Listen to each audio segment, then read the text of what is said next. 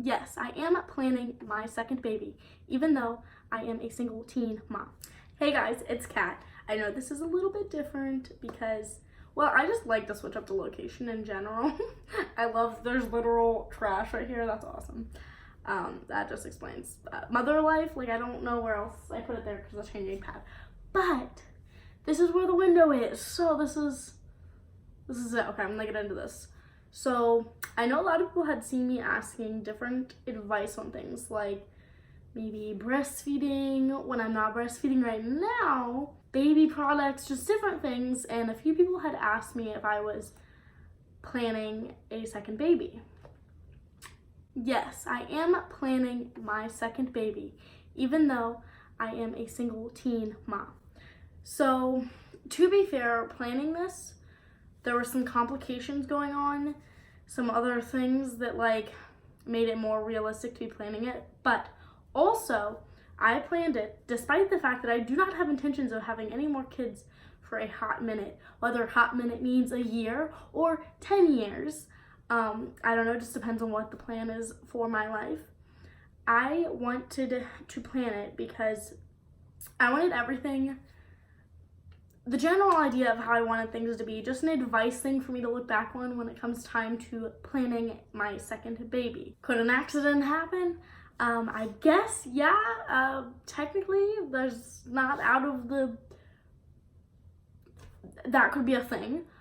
But, I'm a single mom, so, or just leaving that fact that I'm single. That would make things difficult right now. There's not really a potential of that.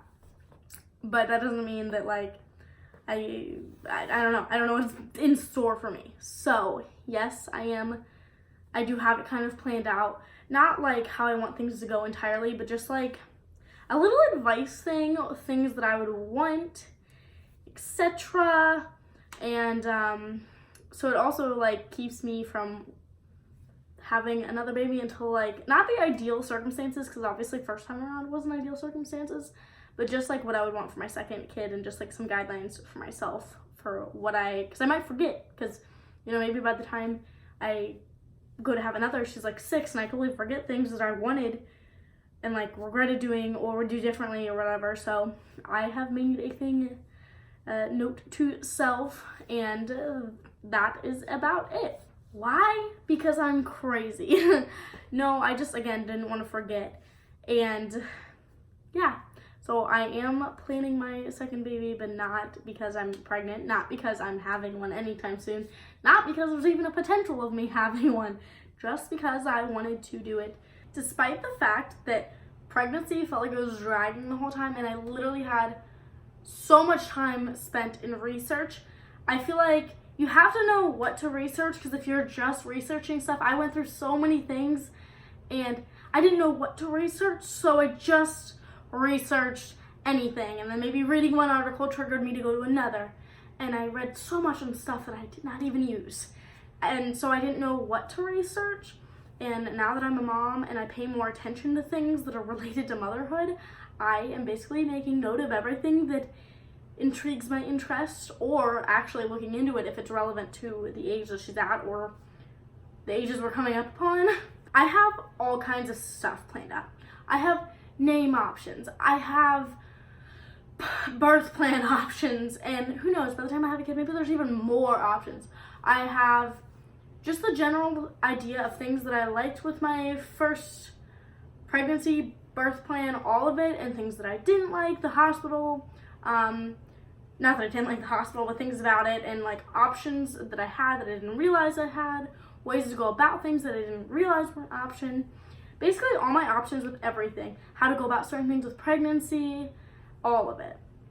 So that is why I did it, because there just wasn't enough time, or I didn't get enough time to spend searching the stuff that I should have searched.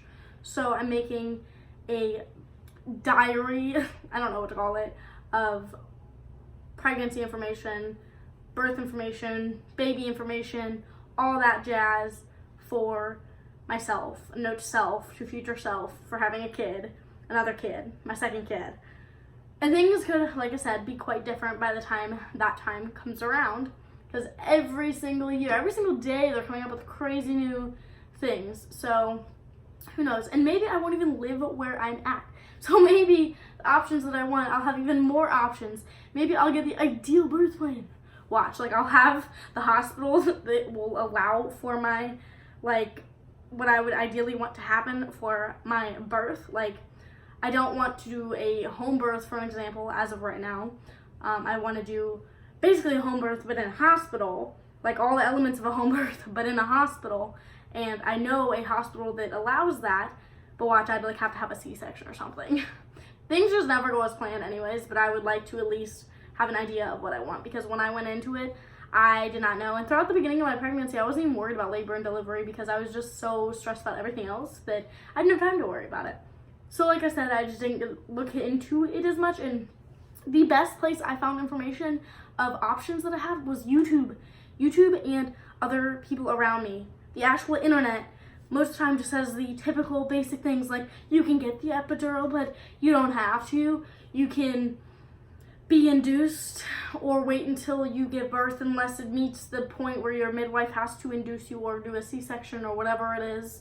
Like, just the basic options. There's like little things that like I didn't realize that maybe I could get like a cordless monitor, or like, you know, maybe not a cordless monitor, but the one that I can actually like walk around so they can monitor the baby, but I can like be up and moving. I didn't even realize that was an option. The hospital I went to may not have had it, but they didn't tell me. So like little things that like I feel like would be common sense, but when you're in pain, you don't even think about that. You're thinking, I'm in pain, this hurts. You know? It's like, I need this to stop. And if with being induced, sometimes you don't really get a break with contractions, and maybe you'll get a 2-second break and you might cherish it, but then you're like, you're supposed to breathe. There's a tip for you. And yeah, so I just thought that that would be something to address. This is a super short video, but I hope you enjoy. I don't even know what else to say. Thank you so much for watching. What is something that you would say would be a good thing to have for a second baby? If you say a husband, I agree. That'd be nice, but not right now. I just have a lot to get done.